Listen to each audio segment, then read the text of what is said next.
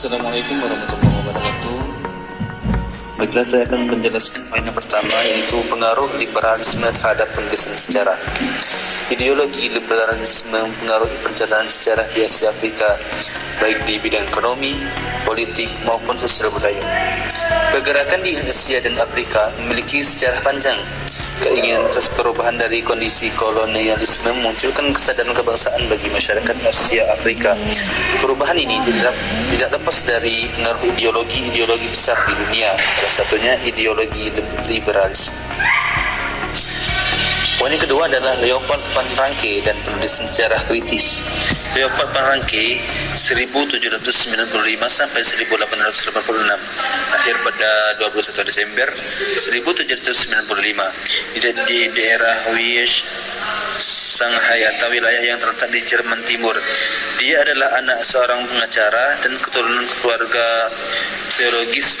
Setelah selesai studi sekolah menengah Suporta, dia masuk ke Universitas Leipzig mengambil bidang-bidang teologi dan dia ilmu dari dunia klasik atau Yunani Romawi, dan mengambil konsentrasi ilmu bahasa atau filologi, penerjemahan dan penguraian teks-teks lama. Keminatan keilmuan Ranke pada awalnya bukanlah dalam bidang sejarah, melainkan dalam bidang yang menjadi jurusannya ketika kuliah, yaitu ilmu bahasa, penerjemah, penguraian teks-teks lama. Akan tetapi bidang-bidang tersebut telah memberi landasan serta dorongan yang kuat. Pada usia yang ke-82 tahun, Ranke mulai menulis apa saja yang dianggap sebagai sejarah dunia, yaitu menceritakan sejarah perkembangan peradaban Eropa dari zaman Yunani sampai Romawi kuno, sampai akhirnya zaman pertengahan. Ranke sendiri menganggap bahwa karyanya yang terakhir ini merupakan karya terbesar, dan dia meninggal di Berlin pada 23 Mei 1886 dalam usia 91 tahun dan dimakamkan di pemakaman Sevin.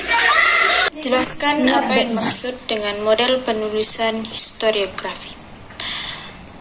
Model penulisan sejarah yang harus digunakan untuk menjelaskan latar sosial dan gejala umum yang mungkin terulang di masa depan adalah al-history. Pertama, hermeneutika. Menurut Palmer, hermeneutika adalah sebuah teori yang mengatur tentang metode penafsiran yang interpretasi terhadap teks dan tanda-tanda lain dapat dianggap sebagai teks. Palmer 1969. Peluasan makna teks ini berimbas kepada interpretasi wacana-wacana lain selain teks yang tertulis itu sendiri. Kedua, deskriptif naratif. Pada penulisan model ini, sejarah hanya berisi narasi, kronologi, fakta peristiwa tanpa ada analisis yang mendalam. Dalam model penulisan ini, rangkaian kejadian dan peristiwa dibuat berjajar kronologis tanpa menjelaskan latar belakangnya maupun hubungan sebab akibat di antaranya. Ketiga, eksplanasi deduktif. Eksplanasi deduktif, fokus penelitian sejarah tidak hanya terpaku dalam peristiwa-peristiwa politik saja, tetapi juga pada aspek ekonomi, sosial, budaya, keagamaan, dan lain-lain. Keempat, deskriptif eksplanatif. Model penulisan sejarah yang melibatkan ilmu-ilmu sosial sebagai ilmu bantu sejarah untuk meningkatkan ketajaman dan bobot analisis sejarah. 4. Apa yang dimaksud dengan historiografi tradisional? Historiografi tradisional adalah sebuah karya tulis atau penulisan sejarah tradisional oleh para pejuang yang dimulai sejak masa kerajaan Hindu-Buddha sampai masa masuk dan berkembangnya Islam di Nusantara. Isi dari sebuah historiografi bersifat subjektif karena berfokus pada hal-hal yang berkaitan dengan sosok raja.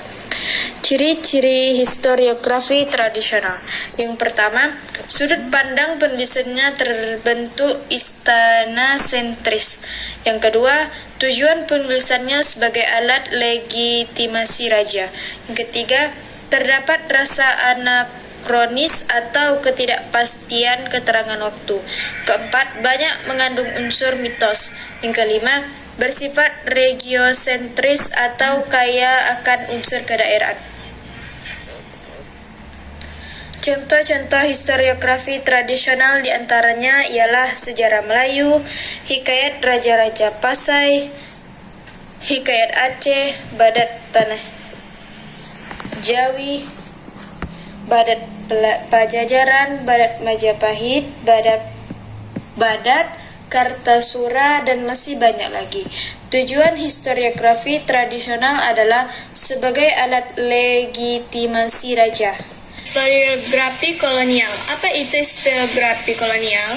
Historiografi kolonial adalah penulisan sejarah yang berkembang pada masa kolonial Belanda sejak abad ke-17 Masehi sehingga pemerintah Hindia Belanda pada abad ke-20 Masehi. Dan historiografi kolonial adalah penulisan sejarah yang ditulis pada masa kolonial.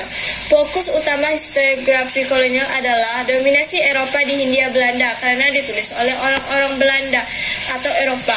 Tujuan dari penulisan sejarah kolonial adalah untuk memperkuat kedudukan bangsa Eropa di Indonesia. Terdapat ciri-ciri yang menjadi khas dari historiografi kolonial.